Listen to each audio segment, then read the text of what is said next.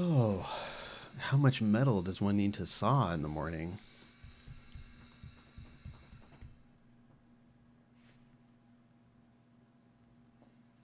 Uh, uh, Apparently a lot of it. All right, hello everybody. My name is Dr. Robert Duff, aka Duff the Psych. I'm a clinical psychologist and a self-help author, and I'm here to answer a question that was dropped in the comments recently.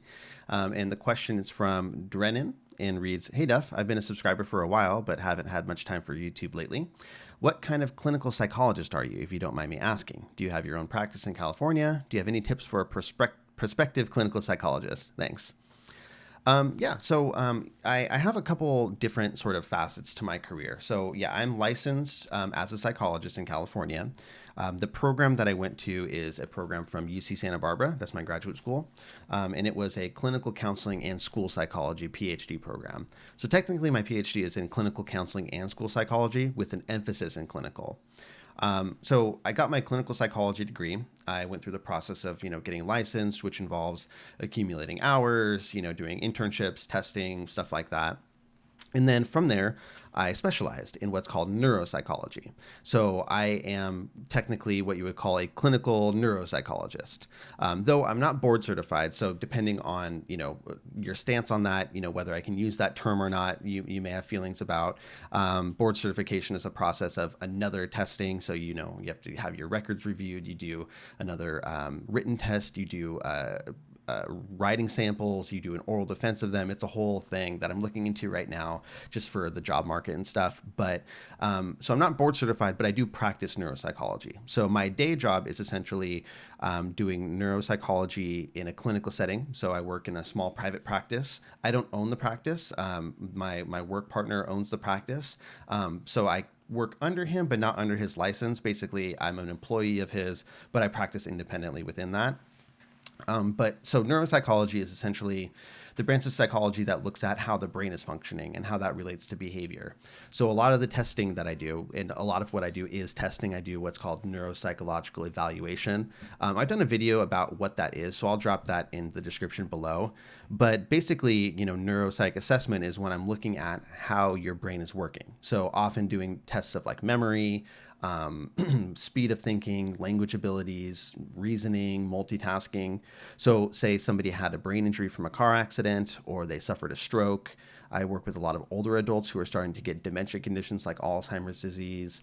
And my job is to kind of tease apart, are there any mental health difficulties, physical difficulties, what's contributing to the issue that we're seeing, and what are we looking at? A lot of times people don't bother getting like a diagnosis, but the diagnosis is very important. Somebody with Alzheimer's disease, for instance, is going to, inevitably continue to decline over the years. Somebody who had, maybe a stroke or a brain injury might be a lot more stable and they're not going to continue to get worse, but we do need to know what the impact of those things were. So yeah, I have clinical cases that I do with that. I also sometimes see legal cases. So if there's somebody who the defense attorney for a particular person wants to integrate, a neuropsych assessment into the defense. So maybe they, for instance, committed an alleged crime and they think that the state of their brain had something to do with their decision making in that process. I might be called in to do testing for that.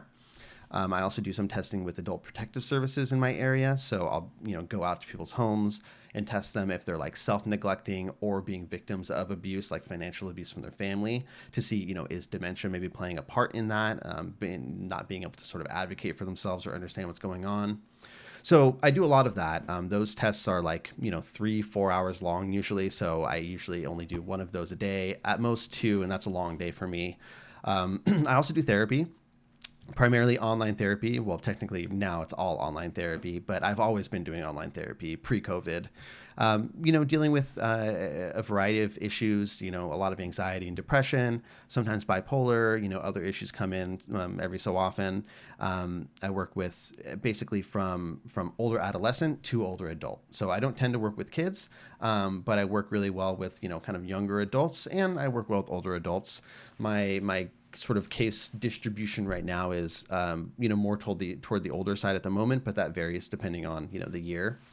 So I do normal therapy. My approach is very kind of solution focused. If you've read my books or, consumed a lot of my psychology content, you kind of get the feel for my approach already. And in fact, a lot of people that I work with in therapy found me through my other stuff, found me through my videos or my books or, different things like that, podcast. And so we kind of get a head start in therapy, which is nice. Clinical psychologist, neuropsychologist. I do, the neuropsychology stuff through Insight, which is the company my partner founded. When I say partner, I don't mean like romantic partner. We're not romantic partners. That would be weird. No offense, Eric. And then what else? I guess the other thing is I do the psych stuff. So this involves writing books. I've written 3 books. So my hardcore self-help series has the books Fuck Depression and Fuck Anxiety. The anxiety one's kind of like my flagship book, and that's the one that's the most popular and has really had the most profound effect on this side of my work. So those 2 books. I also have like a really, really short like pamphlet style book that's based on my TEDx talk. And then this past year, I put out a book about dementia. So me and my work partner, Eric, we wrote a book about dementia. It's called Does My Mom Have Dementia? So it's designed to be like a family's guide to dementia, to recognize it in your loved ones and, try to, enact any plan that you can based on that. So I write books. I do the podcast, the Hardcore Self-Help Podcast, obviously videos, YouTube, stuff like that.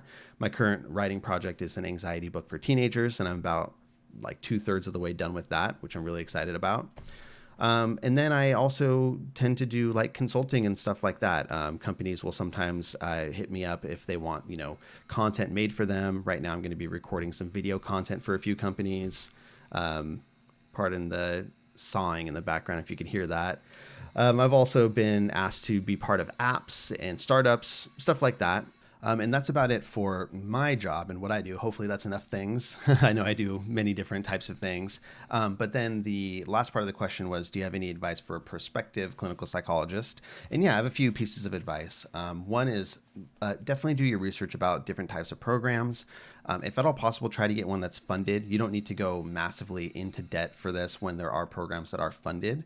We're talking about, psychologists, so PhD level.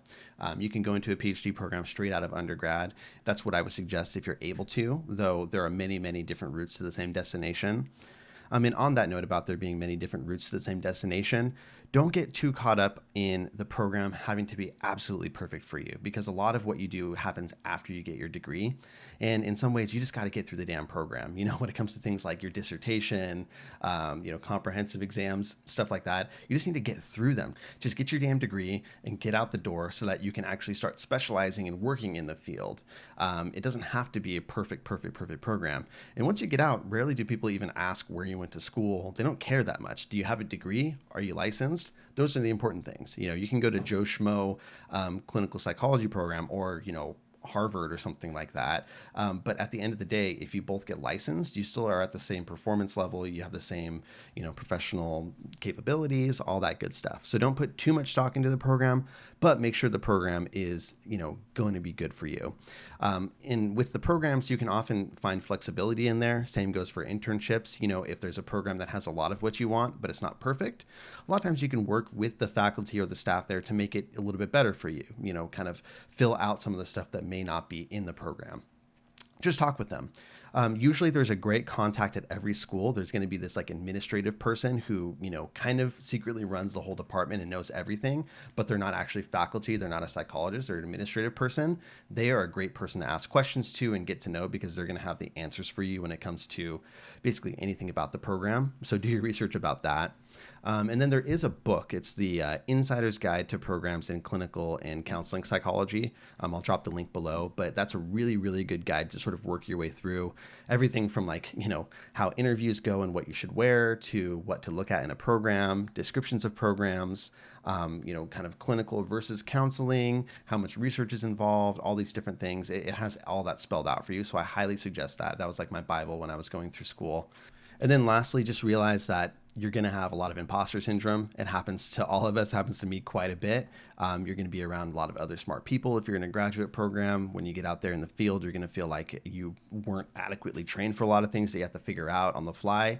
that's the case for everybody, and just recognize that that sort of imposter syndrome and who am I to be doing this? I'm out of my depth. All that stuff is normal, and that's part of the process of getting better and better at things. You'll find a niche, you'll specialize, you'll get really good at certain things, and other things will be sort of on the back burner until you have to use them, and that's totally okay.